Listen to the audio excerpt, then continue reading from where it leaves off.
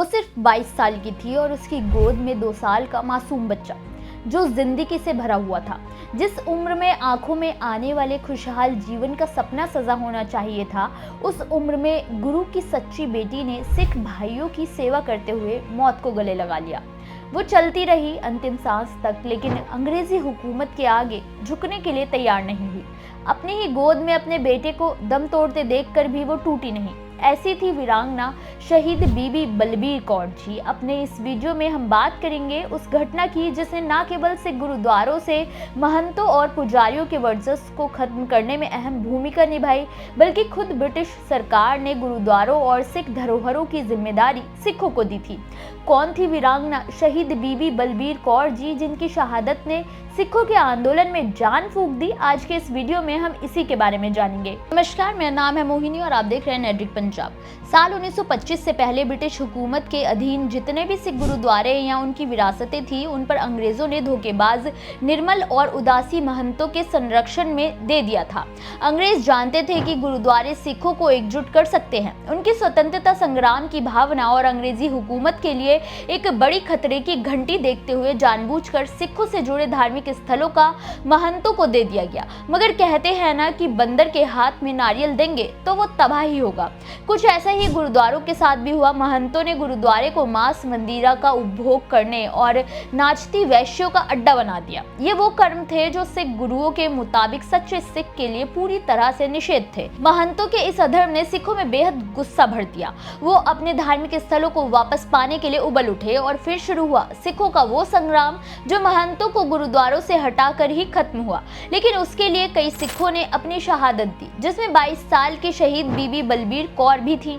जब अंग्रेजों ने 1849 में पंजाब पर कब्जा किया था तो उनका पहला मकसद था कि वो सिखों को उनके सिखी से दूर करें। उसके लिए ईसाई मिशनरी, हिंदू सुधार आंदोलनों और मुसलमानों के धर्म परिवर्तन जैसी गतिविधियों को बढ़ावा दिया गया, जिसके कारण सिख अपनी मूल पहचान और संस्कृति परंपरा से दूर होने लगे थे। सिखों को अपने धर्म में बने रखने और सच्चे का अर्थ समझाने के लिए 1870 में सिंह सभा आंदोलन शुरू किया गया।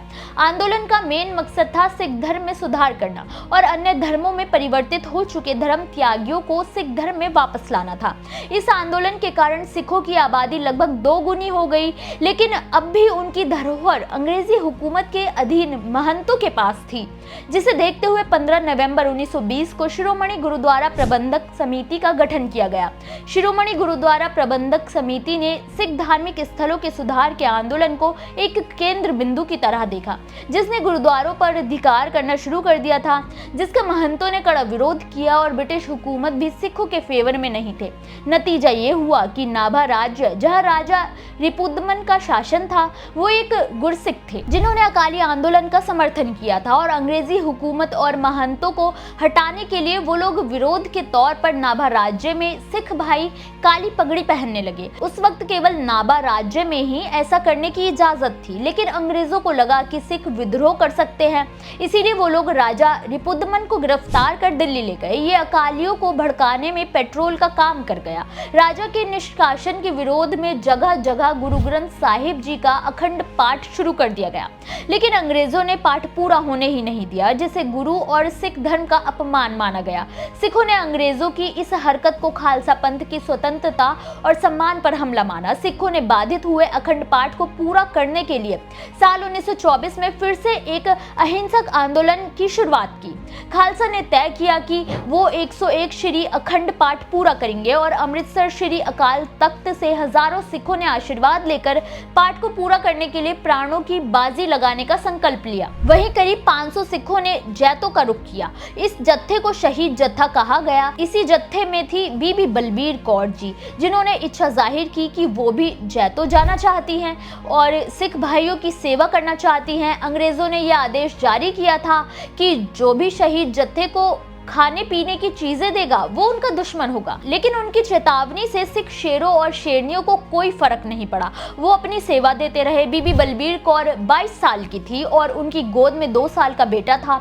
जत्थेदार ने उन्हें कई बार मना किया और लौट जाने को कहा, लेकिन गुरु सेवा के नाम अपनी जिंदगी कर चुकी बीबी बलबीर कहाँ मानने वाली थी, वो भी आगे बढ़ने लगी। शहीद जत्था जैतो पहुंचा। वहां अंग्रेजी हुकूमत के सिपाही पहले से ही बंदूक थामे एक ऊंचे टीले पर खड़े खड़े थे। जत्थेदार ने शहीद जत्थे से कहा कि जिनके पास अकाल तख्त का आदेश है वही आगे चले, बाकी लौट जाए और आने वाले समय में अपनी बारी का इंतजार करे। ज्यादातर लौट गए, लेकिन बीबी बलबीर ने कहा कि उन्हें साथ जाना है और वो चल पड़ी। अंग्रेजों ने गोलियों की बौछार शुरू कर दी, लाशें बिछने लगी और एक गोली बीबी बलबीर के सिर पर लगी, दूसरी गोली उनके बेटे के सिर को चीरते हुए सीने में लगी। बीबी बलबीर ने गर्व से बेटे को देखा और उन्हें शहीदों के बगल में रखकर कहा, वाहेगुरु अपने इस उपहार का ध्यान रखना, और वो आगे निकल गई। तभी एक गोली उनके सीने में लगी और वो वाहेगुरु बोलते हुए जमीन पर गिर पड़ी। एक 22 साल की वीरांगना, जिस उम्र में लाखों सपने सजाए जाते हैं, उस वीरांगना ने गुरु सेवा करते हुए शहीद होना चुना। इस घटना ने सिखों के इरादों को और मजबूत कर दिया, जिसका नतीजा ये हुआ कि 1925 में सिख गुरुद्वारा अधिनियम 1925 पारित किया गया, जिसके बाद गुरुद्वारों और सिख धरोहरों का अधिकार सिखों को मिला था।